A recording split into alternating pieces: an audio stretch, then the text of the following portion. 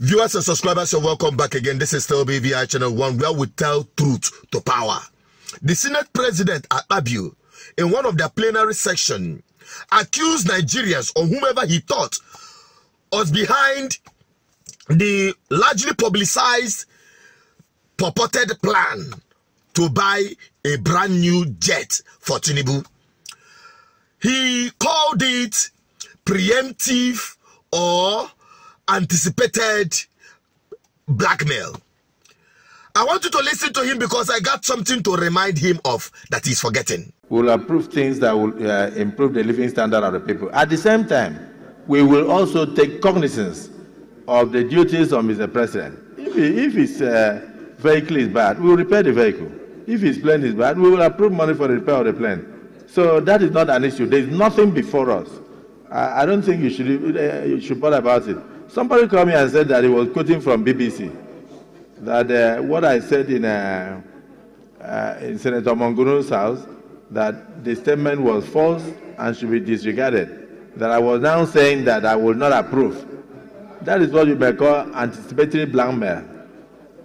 The purveyors of the story know very well that maybe there is problem with the presidential fleet and that where they will go to will be the parliament.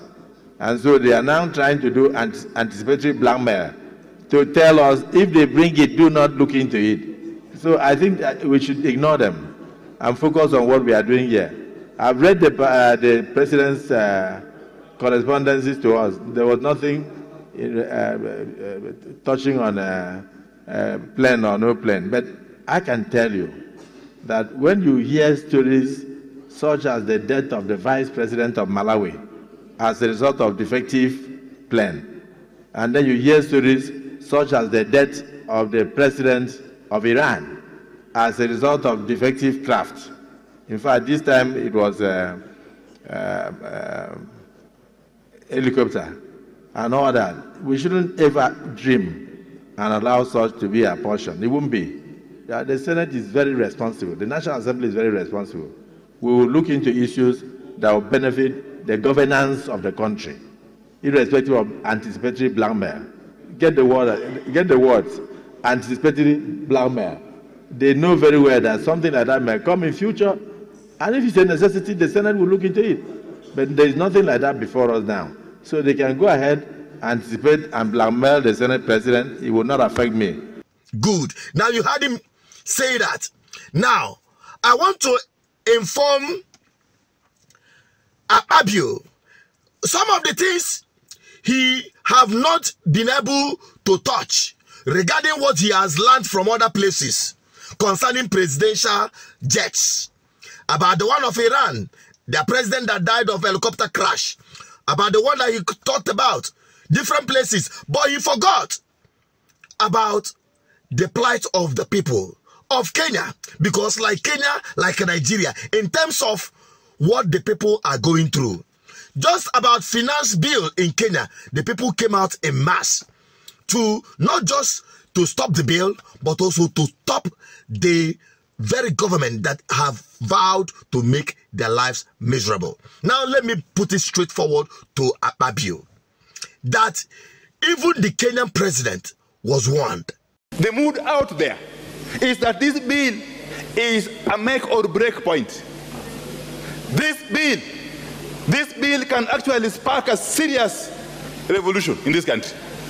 This bill, I want to caution you, this bill can actually be the spark that will lead a revolution that will never be ended.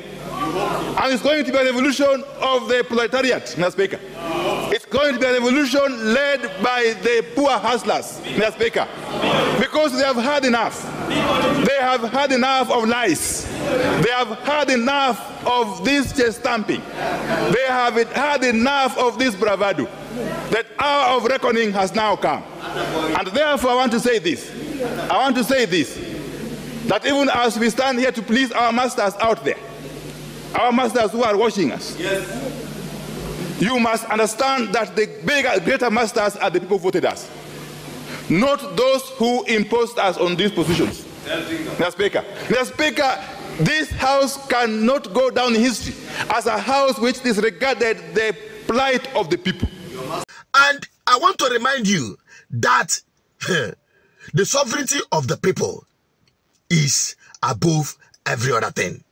Okay, that is what we are saying. You had said earlier on, yes, that you don't want to see members of parliament impeaching a president. Yes. That should be left to the people. The people, yes. Do it themselves. Yes. But aren't you alive to the provisions of Article 1? Yes, I am alive to it.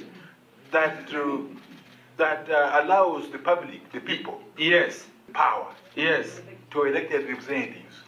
The wording which is used in that given article, Learned Council, if I may, if you look at the sovereignty of the people, it says that all powers, all sovereign powers belongs to the people of Kenya and shall be, underline the wording shall, mandatory, be exercised only in accordance with this constitution. The people may, optional, may, optional. That is it, Your Honor. They were all told, but they gave it deaf ear. I want to also tell Akpabio that since the Kenyans were able to stand down on a particular bill that is anti-people, your Senate have done far worse than that, and yet Nigerian people are moping at you. If you are afraid of what is to come, I want to inform you, not as a prophet of doom, but to tell you that like Kenya, like Nigeria very soon. And when it happens, it will not be as easy, because what we're seeing in Kenya is just a science play. What we saw in NSAS is just an introduction to what is to come if Nigerian youths eventually wake up. If the Nigerian people generally, whom you have made their lives miserable by your policies and your wickedness in power, your insensitivity to their plight, when you pulled the string of government, took away the fuel subsidy, of which we knew that the fuel subsidy is being said that is still on, and yet the fuel price have jumped for more than 400%. These prices of things are hitting the rooftop. Everything has gone up, including the high blood pressure of Nigerians have also gone up. But one day, monkey go market, you know, go come back. And I want to let you know, if you are thinking that at that time that the police and the army will save you just like the NSAS, listen to what has been happening in Kenya. How their guns were unable to stop the movement of the people who are determined to free themselves from bad governance. Just wait for it. I'm only an advocate for good governance. You still have time. Make hay while the sun shines. You still have time to reverse some of your policies and make amends. You still have time while Nigerian people are still docile, pursuing frivolities on the social media, to set your record straight, to fix your house, put it in order, because judgment day is coming. And I tell you, you will not be as lucky as the Kenyan parliaments. Let me just keep it at that. And to Nigerian people, it's up to you. You have the sovereignty. It is in your hand. You can decide what you want to do with it. To continue as slaves in your own country, or take your lives back from those who are determined to make your lives miserable. I'm also General Peters. I'm speaking for the oppressed Nigerians in their own country. Please share this video if it reflects your opinion. Bye-bye for now.